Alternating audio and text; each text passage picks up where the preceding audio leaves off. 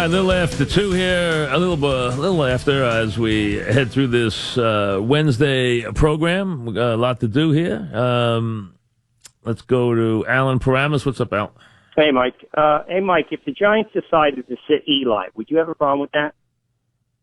Right now? Right. I'd have to know what their reasoning was. What's their plan? Are they telling me that his career's over, or what's the message they're sending? Okay, they'd have to tell me what they're doing. We're sitting him because of what? Well, when McAdoo says he has to play better, and he has no talent around him as far as offense in offensive line, and the GM says he's our quarterback now, but at some point it could change, you got to believe that within the next 9 games that he's going to sit. I don't believe that. I think they will. You see, I think those guys better watch that. If they don't try to win these games, they'll get fired. And they better hope that they get him some players around him and try to win some of these games, because this organization has a different way of looking. They have an old-fashioned way of looking at things, and they expect their teams to compete to the end of the season. And if they mail this season in and turn it into a 2-win season, they won't be here next year. But I agree with everything you say about Eli. And Eli will be there next year because they will not have anybody to replace him with. So he will be the quarterback next year. No, I agree with you. See, if he's a quarterback next year, unless you're telling me if you're going to change the quarterback, or you're now looking for a quarterback, if you think the quarterback is the reason they're losing, and I don't believe that is, if you believe that's the reason they're losing, then you have, in my mind, less of a handle on that offense than I even think. And that would scare me. If I was the owner and you told me the problem is the quarterback right now, that's the reason we're losing, when I watch that offensive line and guys who, as Amani Tuma said, do not belong in the league playing wide receiver. Do not belong in the... Now, you don't usually hear guys say that. If you can't play, you don't belong on the field. That's the quality of the player they're putting on the field right now. But that is a problem when you're going to do that, and then you're going to put a young quarterback out there in the middle of that. You're going to get that young quarterback. If you notice, when you put these young quarterbacks in, you put a quarterback in with the same talent Aaron Rodgers had, and the quarterback threw for 87 yards. If you put a young quarterback out there with those kids against a decent defense, he will give up. He'll get 5 interceptions and will not score a point. But when you listen to McAdoo, when he says he's got to play better, or the GM Reese, when he says at some point he could change, I mean, you're pretty much saying within the next nine games, because where are they really going? And you're correct in saying it's not Eli Manning. Go ahead and listen. If they want to do that, it's fine with me. Listen, it's their. If they don't win any games, it'll be their jobs they lose. It won't be Eli's job. Eli's already had his career. Eli's got plenty of money, and he's already had a very long, distinguished career. It is their jobs they're going to lose. McAdoo's in his second year. He's going to lose his job doing that. It's up to him whether they need to go out and compete. See, they are not a 2-win team. If they go out and play like a 2-win team, that's going to be an indictment on him. That's not 2-win talent that he has on the field. Now, he has lost all his wide receivers. I understand that.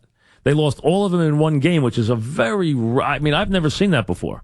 So you're talking about your 1, 2, and 3 wide receivers go out the same afternoon and leave. That's a lot. I mean, that is a lot, and that is hard to deal with. So you have to cut them a little slack there, especially when the first one is their best player. So so that impacts them. But if you're looking at that realistically, if you think a quarterback is going to make them anything except worse, I mean, you put a young quarterback with no experience in the NFL behind that level of talent, it is going to be a disaster. But if you have a disaster season, don't you think they may try and appease the fans of just saying, listen, we'll excite them for a couple games? So you're telling me that if you're a Giant fan and you put Webb in there and he goes 6 for 18 for 80 yards, you're going to be excited? I think if the fans heard that Webb was coming in next week, they would be excited for 1 week. You know what he would do? Then they know less about football than I thought they did, because you're telling me that's going to excite them. You know, people said, "Oh, put Trubisky in, and it's going to," and you see how he changes the Bears. He threw 7 passes in the game. They scored both touchdowns on defense. and won the game. Hey, look, they won with Trubisky. Trubisky threw 7 passes. They got a lead. They never threw the ball.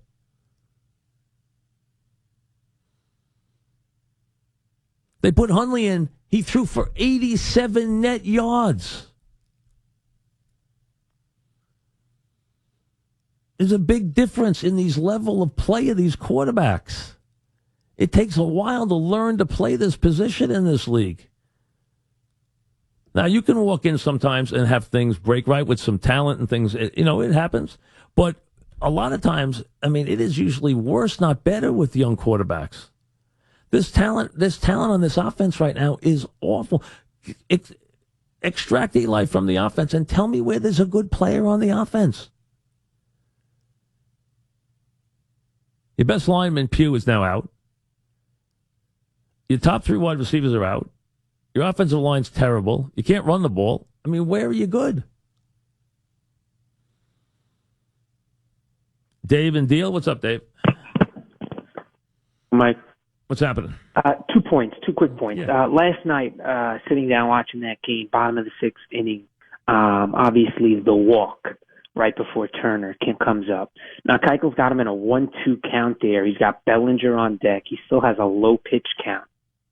Your whole outing is built for that one batter, and I thought Keichel really lost his strategic there with Turner. You can't lose a pitch there at 1 and 2. You have pitches to play with. Cost them ultimately the whole game. But that's when home runs come. I get it. No, 100% I get it, Mike. But going forward in this series, everything is going to change now with Turner up. I think they needed that wake-up call, and I just thought they got to be more strategic on a 1-2 pitch in a 0-0 game. You can't hang something to the best hitter in baseball right now. Well, I don't know. Secondly, let's not he's the best hitter in baseball, but I mean, you know, he's Mike, he's doing special things. Well, listen, he's had a good postseason, but I mean, let's not. His OPS is Babe Ruth. Let's not overdo it, though. I mean, he's not the best player in baseball by a long shot. No, I know he's not the best player in baseball. Right now, the way he's locked in at the plate, Mike, it's scary.